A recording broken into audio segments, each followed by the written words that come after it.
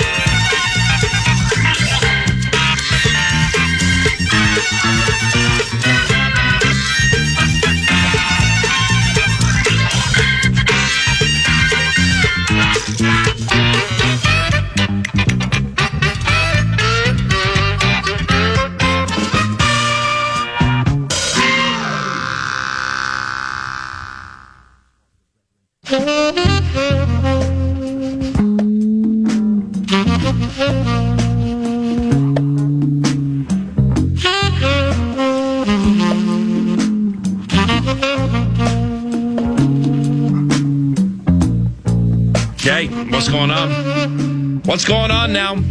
Attention, Minnesota Wild and hockey fans alike. Emergency talkbacks coming up this segment. Last night's loss to Colorado was helter-skelter, as Heinze put it. It was odd. It was so sad at times. It was inspiring at times. And it was troubling. Talkbacks right now, please. Free iHeartRadio app. You get up to 30 seconds and you know what to do. Emergency Vex the Vox talkbacks to begin 9 to noon on a Monday. Is your head still spinning from that symbolic 2x4 that batted us upside the state of hockey noggin? Holy cow. Tune in for some hot Stanley Cup playoff action. And the freaking NHL All-Star game breaks out. If you had a big opinion on the under last night from the Mile Get High City, just quit and switch to pull tabs. They beat us. We absolutely can beat them. Feels like being down Brodeen matters a ton. And what we witnessed last night certainly wasn't what we saw in the Star Series. Face changes required. And for the favorite Avs, they realize the Wild ain't the snail-like Kings. Here we go. Was it Molesky or Malinsky? Here's Natchez rumbling ahead for the Avalanche. Watched by Faber. Natchez had a lane, found some late help coming, they scored. Sam Malinsky, and it's 1-0 Colorado. Was it Molesky or Malinsky? Who's Malinsky? What the heck? I mean, that is this. What's happening? Ball Arena or Anonymity Central? It happened again. They have yet to allow a first-period goal in the playoffs. The one they just tallied from Malinsky, their third opening period goal. Make it 4 now. The giveaway by the Wild, it's 2-0. Yep, that was just a terrible giveaway in the defensive zone. I believe that was Middleton. So you come for McKinnon and Makar. You come into the series for McKinnon and Makar, and you leave wondering about Molesky, Malinsky, and Drury. Jack Drury. Malinsky and Drury. 2-zip Abs. Up. Make it 3-0. Wild down 2-0. Natchez carries ahead, drops it back. McKinnon bursting along. Got around Stern. McKinnon a shot, stick save. Rebound McKinnon. Sent it to Lehkonen, and he scores. And it is 3-0, just like that. Thank you, Joe. Joe O'Donnell and Tom Reed on the call. Copyright Boomtown Rats. They were up all night from Ball Arena on FM 100.3 KFAN. Arturi Lehkonen. At least we've heard of that guy. Arturi Lehkonen. All right. So, down 3-0 in the first. What up? Wally has been under siege, and those guys looked rested and spry and dominant, and those guys looked gifted and fast. And unlike Joker and Murray, they just refused to run on fumes. Rochi and their fans are sensing some 10-0 victory. It's 3-0. Rochi thinks it's going to be 10-0. He's like, ladies and gentlemen, Remember, if the Avs win 10-0 tonight, free gummies at the official Avs dispensary on the corner of Colfax and Humboldt. Not so fast, Voxy. Wild trailing 3-0 in Denver, being outshot 13-5. Loose puck in front of the Avalanche net gathers. Johansson scores! Hey, JoJo. Marcus Johansson got the loose puck, ripped it stick side of the Wild with some life late in the first. We got life. Then Hartsey with some power forward stuff after that. Hughes spins down the left wing corner offensive zone. Centered. Hartman scores! He muscled it home, and Hartman has pulled the Wild within one. Hey, well, looky here. It's 3-2, Avs fan. It's 3-2, Roachy. And for the fans, just when your gummies kicked in, the Wild entered buzzkill mode. So to start the second, those Avalanche get back to their under-the-radar ways. This time, it's something called Blankenberg? Sturm and the Foligno brothers dig this free. Marcus Foligno wraparound, going right to the blue paint. And Wedgwood made the stick save, the Avalanche counter. Nichushkin with Blankenberg going in front. Blankenberg open, scores. Blankenberg. Second goal of the game for Nick Blankenberg. He's having a night. He beat Volstead off the rush again. The Avalanche make it 4-2. All these goals. Stop! Seriously. Stop! Just when we climb back into the sucker. But wait. The Christmas colors found another proverbial gift under the metaphorical tree. Trenyon finds Tarasenko. He's in alone, made a move to his backhand. He scores! Tarasenko! Gorgeous a thing goal. of beauty with one hand. He tucked it home, and the Wild refused to go away in Denver. They're back within one. Gorgeous goal. Hunter Haight doesn't get that one home with respect. Micheletti joins at 10. 4-3, and we're back in business. In fact, so back in the mix, so up in the mug. Let's just go ahead and tie it up. Hughes scores! Quinn Hughes with traffic in front beat Wedgwood glove side. Wedgwood looking around, felt he was interfered with. We'll see if the Avalanche take a look at it, as Hughes, who scored twice in Game 6 against the Stars, has pulled the Wild even here in Denver. How about that? 4-4, 6.5 to go in the second. It's Hughesy. Just shook on Blankenberg, then flicked it home. Nick Foligno was the MVP of that play, by the way. He wins a puck battle while double-teamed, holds the zone, and provides the massive screen for Hughesy, and we're tied. Holy cow. What's happening to our lives? Is it possible? After coming back from 3 down, we actually can grab the lead in the Mile Get High City? And even do so shorthanded? Landeskog, left one back at the point. It's turned over. It's going to be a break for Marcus Foligno. Shorthanded. Foligno in. Made a move to his backhand. He scores! Hey! Marcus Foligno shorthanded. And the Wild lead the second period. Have a 5-4 lead. The Moose is on fire! It's 5-4 Wild in improbable fashion. Well, the best team in the National Hockey League sweats none. I mean, zero trip ability. Yeah. I thought Minnesotan Brock Nelson scored on some puck luck ricochet pinball bull crap, but actually it was Olympian Devon Taves. It'll be held in by Malinsky at the point. 5 to go in the power play. Malinsky left side. Middle of the ice to Taves. Right side Nichushkin. The big Russian takes a look. Nichushkin back to Taves. Has a lane. Took a shot. They scored. Faber had jumped out of the box, but that double deflected in. And this game has been absolutely bonkers. It's 5-5. Cool Anthony LaPanta tweeted that time last night. 10 goals through 2 periods, and none of the 5 guys playing who have at least 30 goals had scored one. Oh my gosh. I mean, we got Malinsky, Blankenberg, we got Moose, we got Drury. It was 10 different goal scorers. What the heck's going on here? 10 goals through 2 periods. Honestly, this is like a 3-floor bordello in non-inflation times. I always love that one. To the third and the final stanza, that's when Colorado grabbed the lead before the pen-hitting fans could purchase their second order of Rocky Mountain nachos. And off the draw, snuck it along. McCarr's open, a shot, he scores. Right off the face-off, Cale Makar into the top shelf at 6-5 Colorado.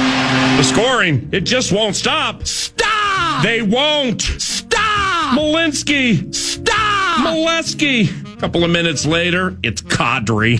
Trendy now won the foot race left wing corner. Got it up high. Middleton a shot. Pinballed around. A breakaway pass here for Kadri. Spurgeon trying to catch him. Nazem Kadri in right circle a shot. He scores. 7 on the board in game 1 for the Avs. The shot block, the head-manning pass, and the Wild are back down by a pair. It's 7-5. I mean, all these guys playing actually went a 10-minute stretch without scoring, and we're all done, right? I mean, it like slowed into normalcy, right? Not so fast, Roachy. Hold on tight to your Rocky Mountain oysters, you blue hairs of all varieties, because these Wild just have no quit. It's Zuki. Boldy in onside left wing wall. Squeezed it down low. O'Connor had it bounce away. They score! It deflected off O'Connor and in. Maybe Zuccarello as well. And the Wild get a favorable bounce with 3:59 to go. They're back within 1. Yes! Back within 1! No! Way to the point, Taves. Off to Makar. Makar walks in, fires, and he scores. That is the 5th goal by an Avalanche defenseman in this hockey game. And Makar might have just sealed the deal. Double Ugga. 8-6 Colorado. 8-6 Colorado. Wow. And now it's apparent we are waist deep in the big muddy. Nathan McKinnon. And we got Molesky, Malinsky, Drury, Makar a couple of times, Nazem Kadri. What about Nathan McKinnon? Yeah, he finally scored when there was no Wild goalie on the ice. Top of the left circle, Brock Faber. Gives it back to Hughes. Snap back along for Faber. Faber refines Hughes. A one-touch pass broken up. McKinnon to the empty net. It's 9-6. The whole thing was exhausting. That's it. We got 86 in a game that finished 9-6. First time since 1993 that many goals were scored in a Stanley Cup playoff game. All right, here's the deal. Fill the talkback machine with these and more. Some now, some later. Here are some suggestions, but do know these are just appetizers for the talkback feast you have prepared to lay out. Think about it. You have been pining to get to the iHeartRadio app and leave a talkback since midnight. Here we are. 9:12 KFAN time. 9:12 KFAN sports time. We got 86 in a game that finished 9-6. How will Wally bounce back from this? How badly did we miss Brodin? What happened to our 5-on-5 defense that Matt Duchene said was the best in the history of the world? Do State of Hockey fans consider 15-goal games good or too sloppy to consider good? Coming back from 3-0 and taking a lead, the bomb. The Avs are a fantastic watch. Holy cow. The Avs have learned the Wild are not the slow-moving Kings. And we learned the best team in hockey when rested can look like an Olympic team in search of the gold. What an abnormality last night just has to be. So I'm just going to sit back and see what you have to say and how confused, complicated, concerned, and or cohesive we all are in the state of hockey that ain't the state of cocky right now. I'm just going to sit back and wait. Many a face change for sure from the Dallas series. Weird. Colorado's power play, not of the world-beating variety, but their 4-line firepower has some onslaught to it. Quick burst after quick burst. Turnovers against these guys are just lethal. All right, let's fire some talkbacks. What we got over there? PA. I wonder if you should do a wellness check on the Vox of all Voxes ever to Vox, Mr. Alan Roach. Don't worry about With me. all the goal announcement scoring he had to read last night, his voice might be getting weak.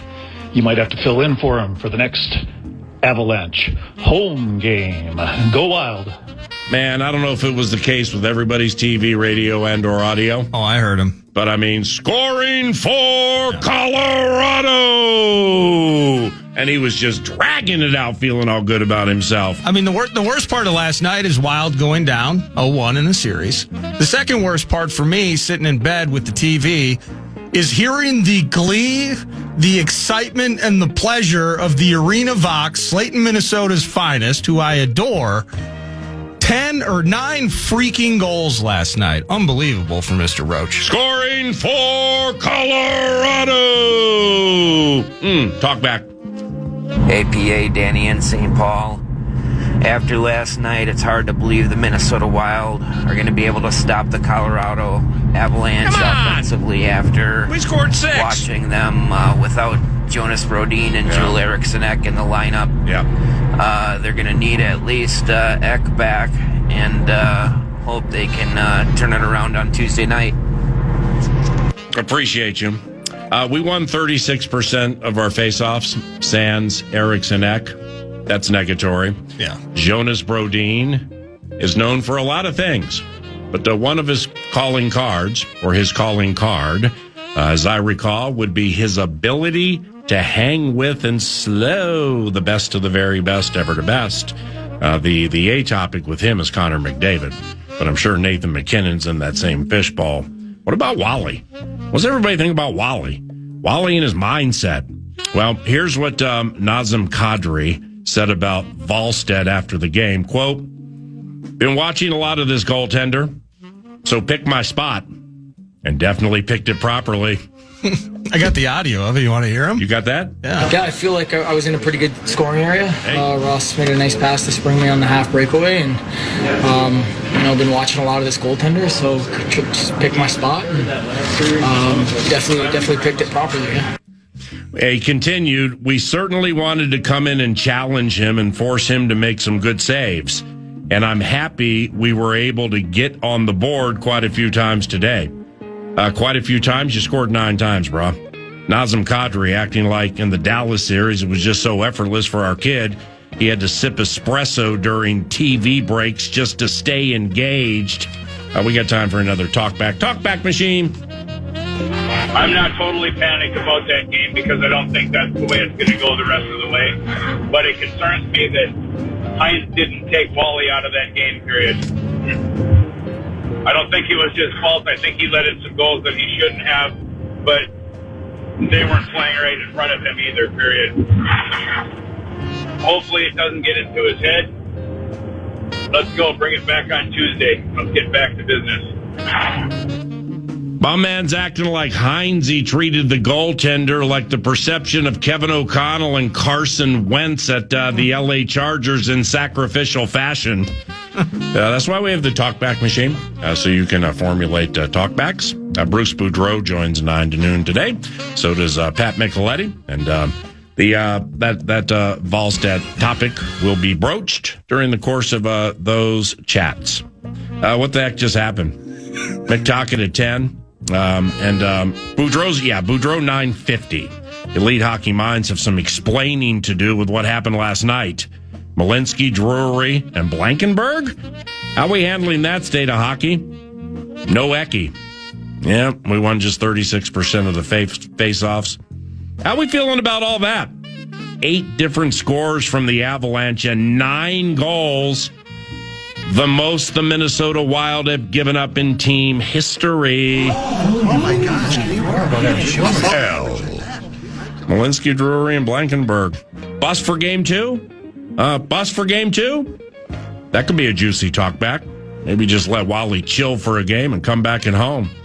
Do they split Husey in favor with Brodin down?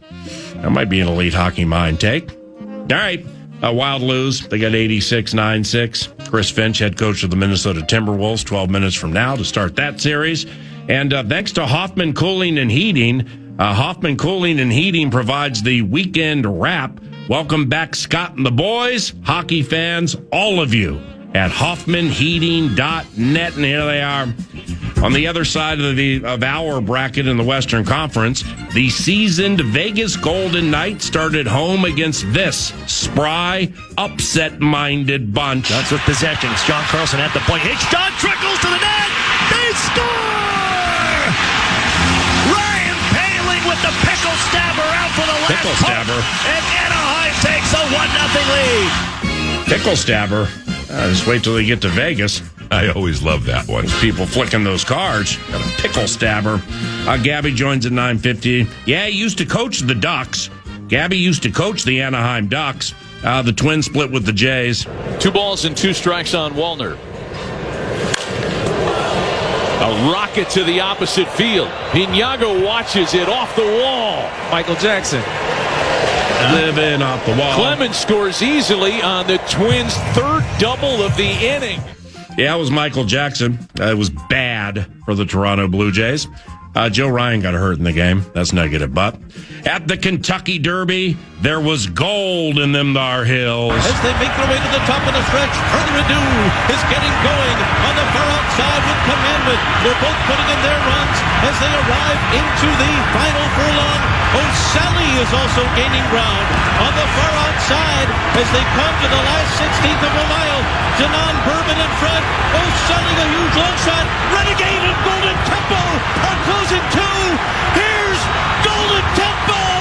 Golden Tempo and Cherie DeVaux make history in the Kentucky Derby over Renegade in a final time of 2:02.27 seconds. O'Sally, you can just go ahead and head out to pasture for finishing third and costing me and Mick Taka to combine $6,000. Football, by the way, this guy still isn't signed with the Vikings to make the offense better. 2nd out of 10. Purdy in the shotgun sends Juszczyk in motion to the left. Takes the snap. Back to pass. Purdy looking. Throws deep down the field. Caught by Jennings. Angles right to the 15. Down to the 10. Turns at the 5. Into the end zone. Touchdown 49ers. Jawan Jennings, a catch and run of 38. And with 2:15 to go, the 49ers have taken the lead. 41-38. And finally, the Minnesota Timberwolves start their 7-gamer tonight against these guys. Drew Holiday brings it back up the floor, hands it back to Monty Kamara. Attacking goes up on Wembanyama, meets him with a block. That's his 6th, and then Kamara throws it off the underside of the basket out of bounds. What can he not do? He is out of this world. Oh, goody. 7'4" Wemby. He's only blocked 13 shots the last 2 games. Who the hell blocks 13 shots over 2 games? By the way, a rested Anthony Edwards and those bulky knees, officially listed as questionable. And questionable for tonight. He had a game earlier this year. He scored 55 on the Spurs. On with that amp. Head coach Chris Finch joins next segment. It's Finchy after Zuki. Welcome back to the Covenant. Scott Hendricks and Hoffman Cooling and Heating. Hey, Scott, happen to have any 15 gold discounts on anything at the website, hoffmanheating.net? Right now, by the way, with a Hoffman, we have a $59 AC performance check and also 10% off all services for active military, veterans, and seniors. hoffmanheating.net. It's hoffmanheating.net. Now, it's time to howl. Thanks to TimberTech and TimberTech.com. What's on deck 9 to noon includes Minnesota Timberwolves head coach Chris Finch around the corner, followed by Bruce Boudreau, followed by Pat Micheletti, followed by a whole bevy of talkbacks at about 10:20. Then News du Nord, P. Fox being P. Fox at 11 o'clock. And the post game will take place near the end of the radio show with some talkbacks there, too. KFAN Sports Time is 9:24. Nordo produces, and I'm Paul Allen. Good morning. You're listening to 9 to noon, your cash giveaway leader. The Fan and BigDeck.com want to give you a chance to win some bonus bucks with the National Cash Contest. This hour's keyword is family. You can win, and then it's up to you whether you want to share it with your family, but the keyword is family for those bonus bucks. You just enter that in at KFAN.com. And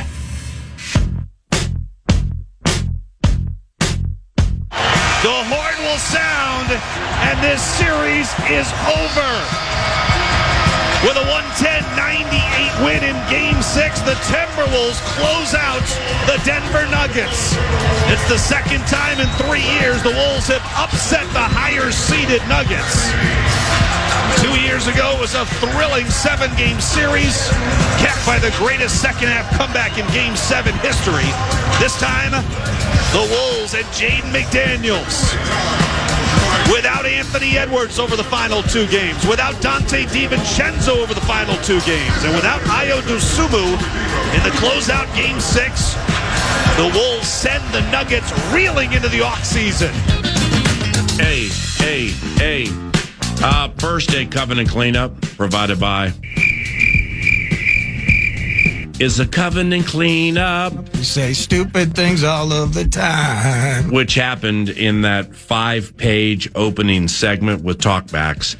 The Wild actually won 64% of the faceoffs. The Avs only 36.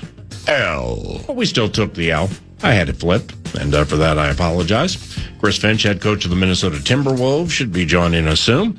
7 o'clock tip-tap this evening, I believe. That one is on KFAN, your home for everything funky and fun. We begin as what was a 14-point underdog, 14.5-point underdogs. Then some news popped that old Anthony Edwards is questionable tonight, so that line dropped a little bit. Nevertheless, the Timberwolves are underdogs tonight at San Antonio. And then they come back a couple of days later from down River Walkway to take on these heavily favored Spurs. Then after that, they come home, the Wolves and Wild, on a nice little every other day schedule, which makes life easy for program directors at FM 100.3 KFAN. So when Chris joins, we'll talk about Anthony Edwards, talk about Ayo Dosunmu, see what's going on there, and try to get to the bottom of exactly how a human being, whether he is 5'4" or 7'4", has 13 blocks in 2 consecutive games. I mean, that's just crazy. That's unheard of. But that's what Wemby did his last couple. Finchy just sent me a text saying that nobody's answering. So perhaps he's calling the wrong number, or we're having a technical difficulty. Maybe we call him because some would consider this a big spot. Head coach of the Minnesota Timberwolves, set to take on the head coach of the San Antonio Spurs. By the way, raise your hands if you know top of your head exactly who that guy is. His name is Mitch Johnson. Mitch Johnson. One of his assistants, by the way, his assistant head coach is Sean Sweeney. He's a Minnesotan. My man played with Joe Mauer at Cretin-Durham Hall. Played basketball together. Then Sweeney graduated from St. Thomas. So that's their assistant head coach. Also, former Timberwolves assistant coach Corliss Williamson. He's on the staff for the San Antonio Spurs. And to get to the bottom of all that, something yours truly has been excited about all weekend. Chris Finch, head coach of the Minnesota Timberwolves, courtesy of Second Harvest Heartland, 2harvest.org and Prize Picks. And Chris joins us now. Do you enjoy the river walk? I hear it can be quite enchanting this time of the year. And good morning. Yeah, I do enjoy it. It's nice. Nice little walk last night after dinner. Not too crowded down here, so that was nice. Really cool feature of the city. But, we're not here to be tourists. We're here on a business trip. So yes, sir. What do you need to see from Anthony for him to play in either of the next 2 games? Yeah, I think what we need to see first is how he responds to the work that he's been putting in. I think it's a day-by-day thing. How do you feel when you get up? How do you feel after your treatment? Where do you feel like you are, percentage of who you normally are? That's one. And then just, take a quick look on, what does he look like when he's out there? Is he favoring anything? Is his explosion still there? Is he able to have confidence in all the things that you do normally? And to what level does that look like? Is Anthony considered a quick healer by physiological nature? I mean, he is wouldn't pretend to be a doctor or understand what's going on, but he does heal fast. He has always kind of been a quick healer. Really good about his work. Super athletic, as we know. He's got unbelievable, just natural strength. All that stuff, I believe, is just kind of hardwired into him, which is makes him kind of robust, if you will. One of the many things we appreciate and love about Wolves head coach Chris Finch is that he's negative on load management. So he plays his guys during the season and they play hard. Here's the question. What's the balance between players begging to go and your discernment and intel involving said player permitting them to go? Yeah.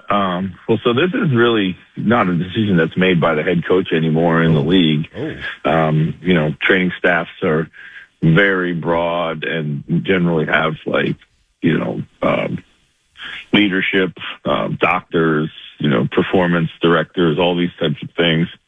And it's really a cumulative thing. How does the player feel? A lot of times the player will lead the discussion based on how he feels. He knows his body better than anybody else.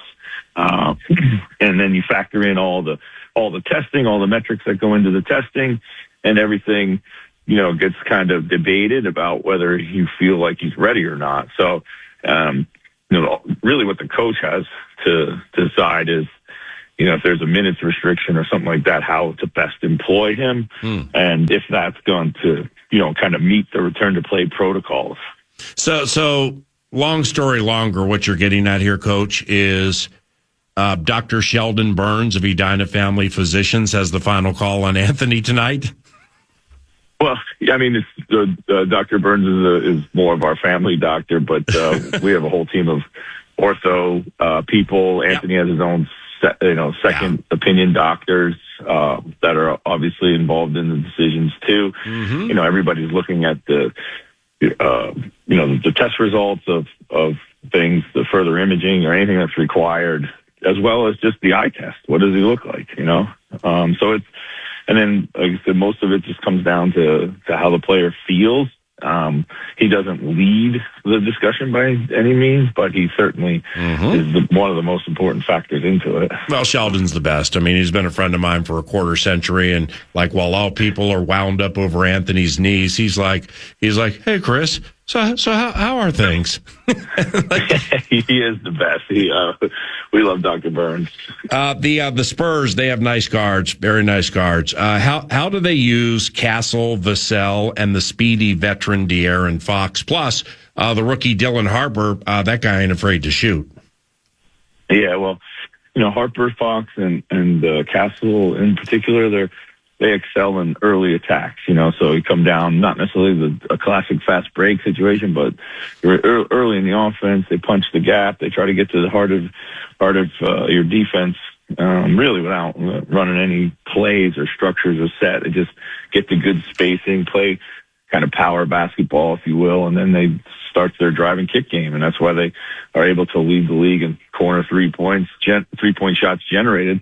It's largely due to those guys being able to get to the heart of your defense and zing it out to the corner. So, Keldon Johnson has some ham and egger to him. Not saying he's a bad player, and he's given the Wolves problems before, but with Keldon and Champagny, you get these guys penetrating, then all of a sudden those guys are in the corner just waiting to shoot threes, right? Absolutely. And, Keldon Johnson's, he's had an outstanding season, 6th man of the year. We know he has given us problems. He's a physical downhill guy. He turns corners. He puts his shoulder on you. Their guards are all pretty physical. They like to hit first when they're going to the hoop. So, winning that battle is important. But, Keldon's really rounded out into a very good shooter. Don't think you would have said that about him early in his career, but now coming off the bench, he can do both. And, everybody's 3-point shooting, I think, has gotten better through their system, through the season, which is why they're such a dangerous team. Chris Finch, head coach of the Minnesota Timberwolves, tonight, 7 o'clock, Wolves and Spurs, game 1 of that series, and it's on KFAN. This is courtesy of Second Harvest Heartland, 2harvest.org. Chris is on the board for Second Harvest Heartland, and also thank you, Prize Picks. Wemby had 13 blocks his last 2 games. I mean, that's just unheard of, isn't it? And I know you're a fan of the guy's game, but he's a handful, isn't he?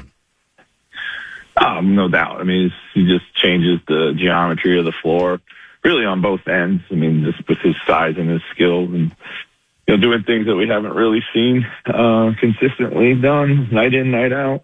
And he goes after everything. He's fearless. That's really what I like about him when I watch him play. He's kind of attacks everything and multiple effort guy, and is willing to play through all the physicality Of course, he's got incredible timing. Like he's going to win a lot of battles at the rim. That makes perfect sense when you look at him. But where he really, really impacts you is like just kind of almost completely shuts down the mid-range, because he can lurk back, and then when he unfolds, he gets a lot of shots. He blocks a lot of mid-range jumpers.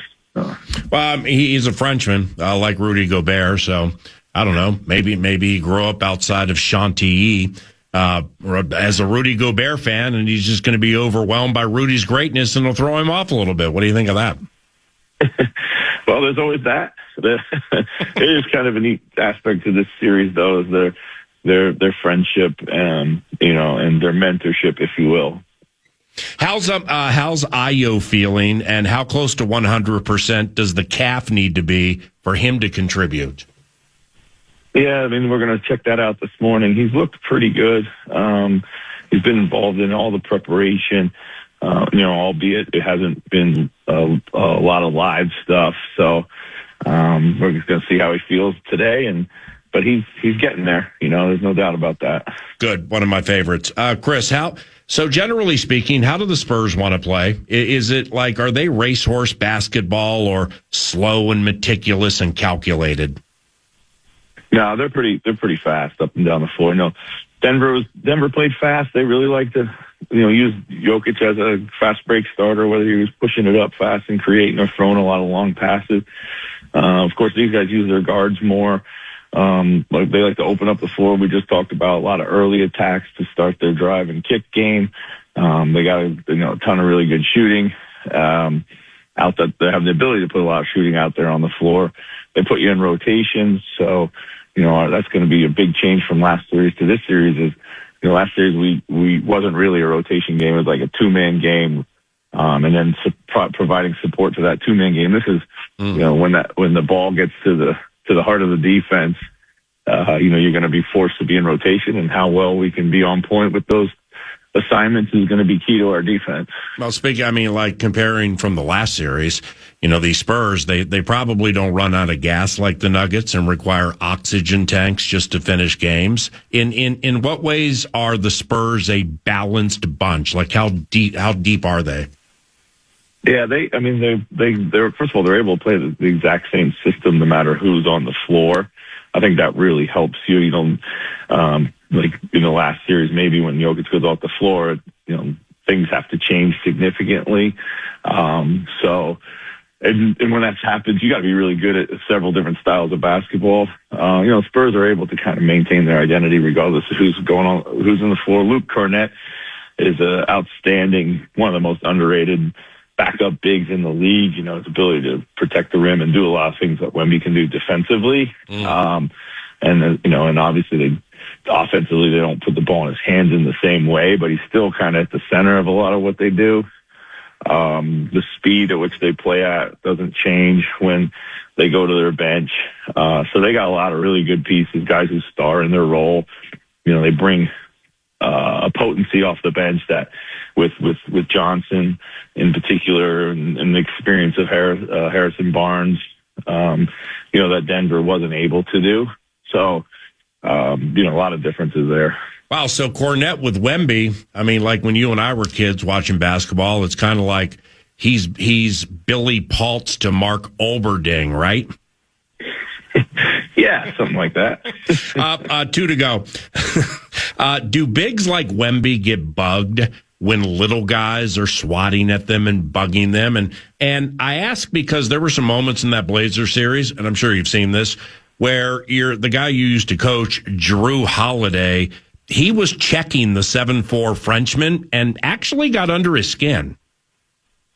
Yeah, I think, that's one thing you can do is, if you have a strong physical guard, if you have the luxury of having an elite defender who, with Drew, will take the challenge of anybody, you're able to, to kind of bother a guy when he's that tall and has a high dribble. I think it's certainly one option, but you have to also guard him with a lot of different types of guys. I think because they put him in a lot of different situations on the floor.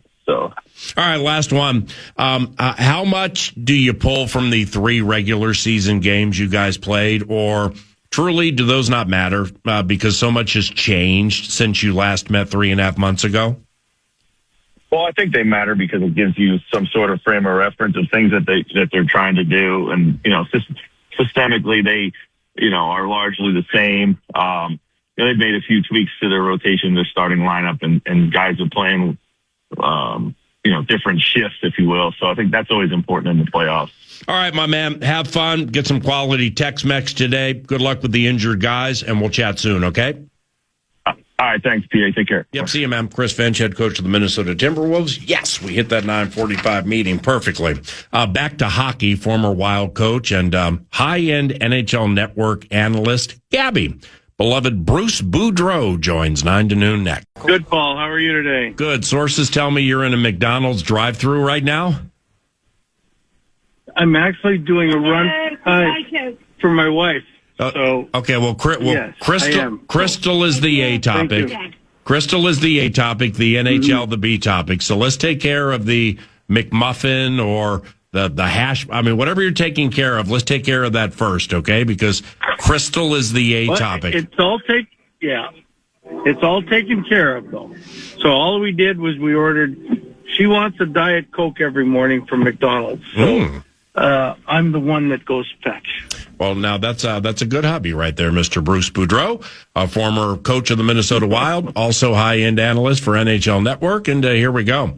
How do, as a long-time head coach in the National Hockey League, Bruce Boudreau, beloved Gabby, how do coaches handle 15-goal games when you get to film study? I mean, it feels like it would take 5 hours.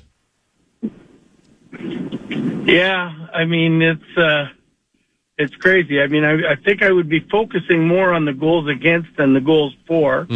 But you wonder how they happened and why they happened, and seeing where the breakdowns are, because for the most part, Minnesota's a very good defensive team. And for me to think that they could allow 9 goals, I don't care how good offensively Colorado is, seems pretty weird. Bruce, you coached Jonas Brodin here. He's very good. It feels like he was missed last night, given how well he defends the high enders like McDavid, and he just. I'm not saying he's going to shut down a McKinnon or whatever, but he's just so good against the high enders. What's your read on no Brodin last night and probably coming up here? Well, first of all, he plays against the number 1 offensive line every night, all the time, and so it's a big miss when you don't have him. Right. And the big reason he's so good defensively is he can skate backwards as good as any of those forwards can skate forwards. So he doesn't get beat with their speed, which is, as you see in the playoffs, speed is such a vital thing. So Rhodes is so good at that. And when he does get the puck, he can make that good first pass out of his zone. So, I mean, he's a real big miss when you don't have him on the blue line as a shutdown. Then that means you've got to play Quinn and Brock Faber more than you really want to, even though they play a ton of minutes all the time. But Brodin is allowed to step in there and really makes it easier when you have those top 3 defensemen rather than the top 2. How, in your vast experience coaching or playing, Bruce Boudreau, how do goalies generally bounce back from 9-goal affairs? Well, in my experience and watching, whether it's this year's playoffs or any playoffs, the second game, they're so much better. So much better. Just take the series of Dallas. I mean, Dallas loses 6-1 in the first game, and you're going, oh, my goodness, what happens in the next game? They come back and play a great defensive game to win the game. Right. And you can look at almost all the playoff rounds where a team gets beaten big in Game 1 or allows a lot of goals in Game 1. They shut it down completely in Game 2. I mean, I can look at the Boston series. I can look at the Anaheim series. Everything. When you have a bad Game 1, I can count on the next game probably being a 3-2 or 2-1 game. hopefully for Minnesota, but that's going to be the score, I think, in the end. Bruce Boudreau, former coach of the Minnesota Wild, joins 9 to noon every so often to discuss the world of puck in the state of hockey, and we're very grateful for that. Speaking of goaltenders, Bruce, Wedgwood was no bargain. I mean, he allowed 4 goals the entire Kings series and gave up 6 last night. Do you think the Wild can consistently score on him? Maybe not up to 6, but consistently score against Wedgwood or maybe Blackwood? I think that the Wild can score between 3 and 4 goals every game just by being the Wild. I mean, right now Quinn Hughes is in an offensive mind of his own, where he's doing a lot of things. And when you've got Boldy and Kaprizov and Zuccarello, and hopefully after the next game you get Eriksson Ek back, they can score. I'm not ever worried about their scoring. It seems like their goaltending has been good. I did a thing the other day, Paul, and I said they got all the elements. They got size, they got physicality, they got great people in the Folignos and Spurgeon and everything else to win everything. So this one game, I'm thinking of it as they've played not only a tough series, but an emotional series against Dallas. And I think there was a letdown in everybody's play come game 1 on the next series.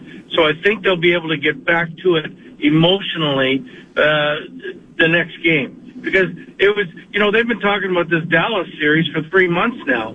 So, they built themselves up.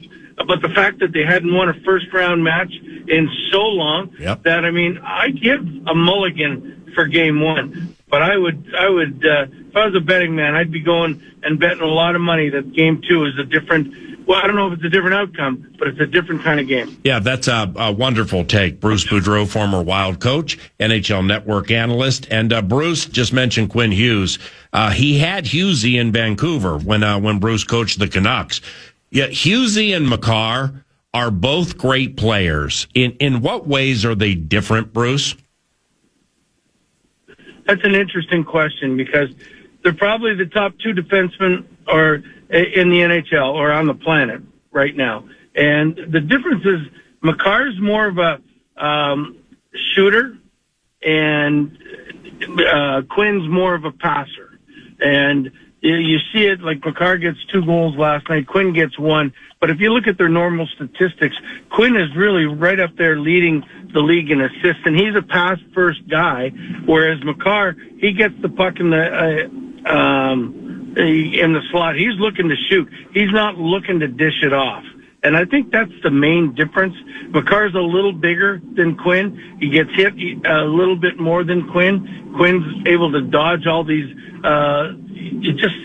for a guy, he's such a great skater. He just never seems to get hit, touch wood. And hopefully that can continue. But I think both of them are great in their own ways. But I would say Makar's the better shooter. Quinn's the better passer. Montreal beat Tampa Bay in advance, and the Canadiens, they did it on just 9 shots, Bruce, but 2 went in. They only had 9 shots in the whole game. Colorado had that in like 6 minutes last night. These Canadiens are sneaky, aren't they? They're sneaky, and almost you see that and you say, are they living on borrowed time? Because nobody in the history of the game has won a game 7 with only 9. I think it's crazy. In the second period, they only had 5 shots. Gabby? Bruce?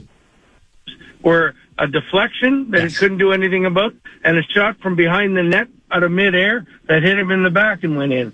So, I think Montreal, you give them their kudos for competing and being right there, but count the lucky stars that they beat a team that I thought was maybe going to go to the Stanley Cup. But good resilience on the Montreal Canadiens and how that helps them going forward, we'll soon see. Yeah, I don't know what Cooper and staff did for Cole Caulfield after the first game, but holy cow, they took they took everything away from him from a spatial standpoint. He really slowed down.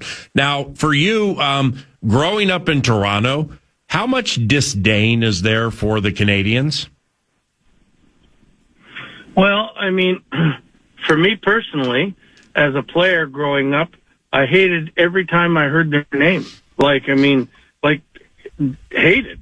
My first playoffs was against the Canadians, and if you were a Toronto boy, you were automatically learned to hate Montreal, and that was it. And I had all of these fights with my dad, who was from Montreal, who loved Montreal, and I was Toronto. And when they had the original six, those two teams went at it tooth and nail.